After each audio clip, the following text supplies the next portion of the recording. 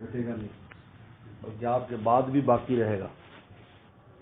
اس لیے حضرت نے لکھا ہے مفتی شفیع صاحب رحمۃ اللہ علیہ نے کہ جن لوگوں کے کام اخلاص و تقوی کی بنیاد پر تھے ان کے جانے کے بعد بھی سینکڑوں سال گزر گئے، کام باقی ہے. ورنہ اس کی زندگی میں تو ہے ہاں ہو ہے، جب وہ دنیا سے چلا جاتا ہے تو پھر کام ختم ہو جاتا ہے، چند دن میں ہی ختم ہو جاتا ہے. تو اخلاص اور تقوی، اخلاص اللہ کی رضا کے لیے ہر کام کرنا، ہر کام سے پہلے سوچنا کہ میں کیوں کر رہا ہوں. اس سے تو نہیں کر رہا میں محترم بن جاؤں، اس سے تو نہیں کر رہا میں بڑا بن جاؤں، اس سے نہیں کر رہا میری بابا ہو جائے. اپنے اوپر سوال وارد کرے، سوال وارد کرے اپنے اوپر. اس لیے ہمارے والد صاحب رحمۃ اللہ علیہ مولانا نیاز محمد صاحب کہ چائنا سے آئے تھے، چائنا سے آ کر یہ اتنا بڑا گلشن اور اتنا بڑا کام، شہر میں جتنا بھی کام ہے اس سب کے بانی مبانی وہی ہیں، جماعت کے بانی بھی وہی ہیں، مساجد کے بھی، مدارس کے بھی. بس ان کی جو بنیاد وہ یہی کہتے تھے کہ بھائی اخلاص ہونا چاہیے، اخلاص ایٹم بم ہے. اور ان کے اخلاص کا یہ حال تھا کہ 1944 میں یہاں آئے تھے. یہ سب سے پاکستان کے قدیم اداروں میں بنوری ٹاؤن وغیرہ سب 10 سال چھوٹے ہیں اس سے. بنوری ٹاؤن بھی چھوٹا ہے، دارالعلوم بھی چھوٹا ہے، خیل مدارس، جتنے مدرسے معروف ہیں وہ سب اس ادارے سے کم از کم 10 سال عمر میں چھوٹے ہیں کہ اس سے پہلے بنا. مولانا سید بدر عالم میٹھی رحم اللہ یہاں پر آئے تھے، سارا کام انہوں نے پھر والد صاحب کو یہیں چھوڑ گئے. 50 سال کام کرنے کے بعد ایک آدمی 50 سال کام کرتا، 92 میں انتقال ہوا. تو وفات سے پہلے ہمارے یہاں شورا ہے اور شہر کے بڑے بڑے معززین اور دیندار لوگ اس کا وہ ہے، سب شورا کا اجلاس ہوا اور میں بنوری ٹاؤن سے پڑھ کر آیا تھا اور میں 2-3 سال یہاں کام بھی کیا، تدریس بھی میں کرتا تھا، 8 سبق روزانہ پڑھاتا تھا.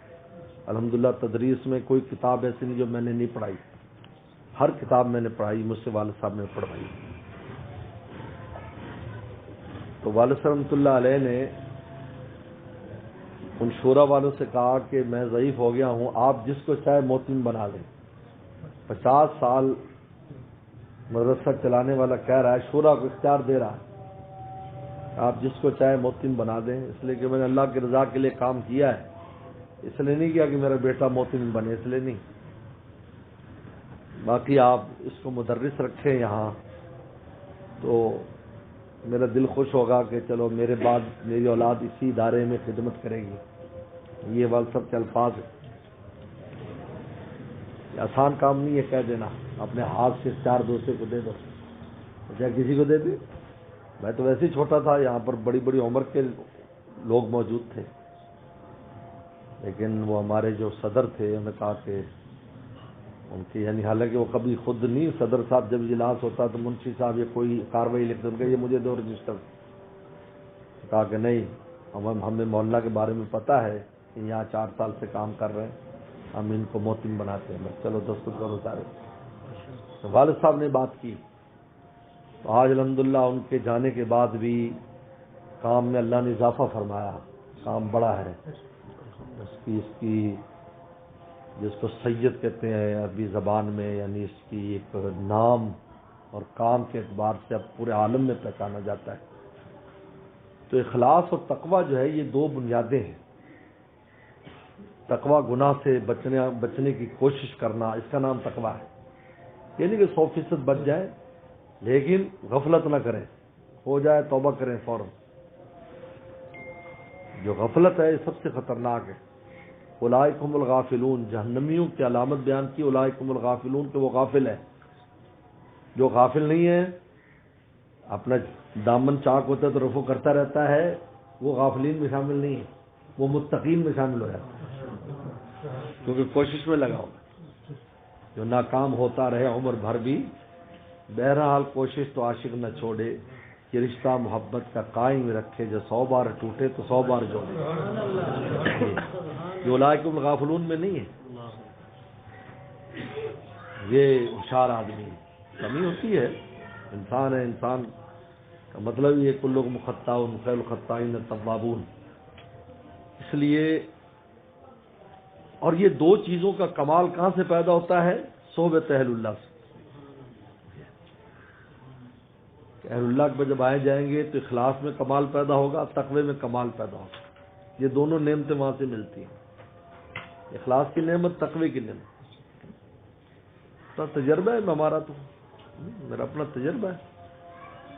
الحمدللہ بنور ٹاؤن میں پڑھا ہے، اور اس زمانے میں پڑھا ہے جس وقت بنور ٹاؤن کی تعلیم بالکل آسمان پر تھی، اتنی اونچی درجے کی تعلیم تھی. طالب علموں میں اتنا اونچا ذوق تھا کہ اردو مطالعہ نہیں کرتے تھے.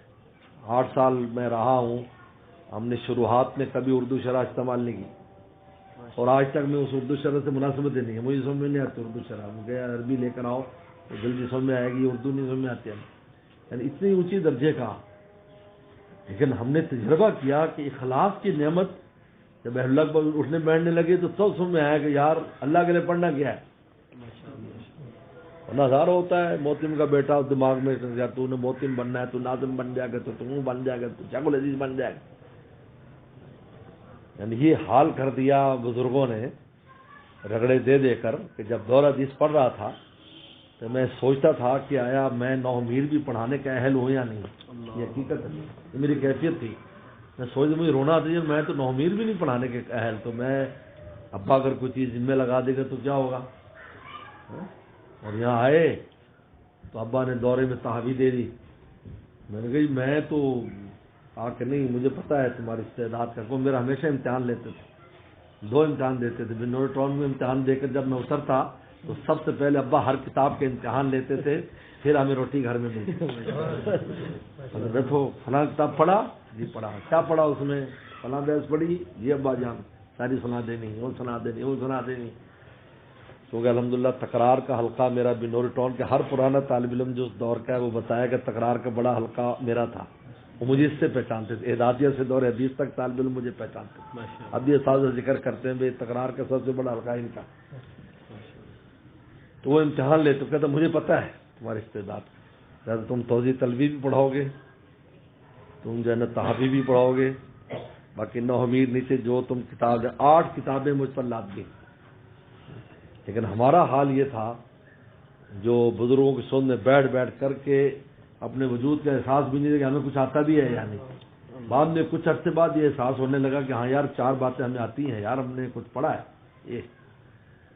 اور ایک طویل عرصے تک مجھے یہ کیفیت رہی. یعنی میں صرف اس لیے نہیں بتا رہا کہ میں کچھ ہوں، میں اس لیے بتا رہا ہوں بزرگوں کی صحبت کا اثر کہ موتم بننے کے بعد ایک طویل عرصے تک یہ وہی کہ مجھے سوچنا پڑتا تھا کہ میں موتم ہوں. سوچنا پڑتا یار میں موتم ہوں، کہ میں ادارے کا موتم ہوں. اس لیے میں نے کارڈ بھی میرا 15-20 سال بعد شائع ہوا ہے، وہ بھی مجبوراً کے لوگوں کا جو آپ کا نمبر چاہیے تو اس پر مدیر مدرسہ لکھ دیا. یہ اخلاص اور تقوی اور یہ دونوں صحبت سے پیدا ہوتا ہے. تو بہرحال جماعت میں آپ آئے ہیں، جماعت بھی ان چیزوں کی دعوت دیتی ہے، اور اس کی جماعت کی بنیاد بھی یہی چیز ہے. تو آج پورے عالم میں اس کا اثر ہے، مدارس پورے عالم میں ہے، خانقاہیں پورے عالم میں، اخلاص و تقوی کی بنیاد پر. دے دو چاہے دے دو بھائی سب سے.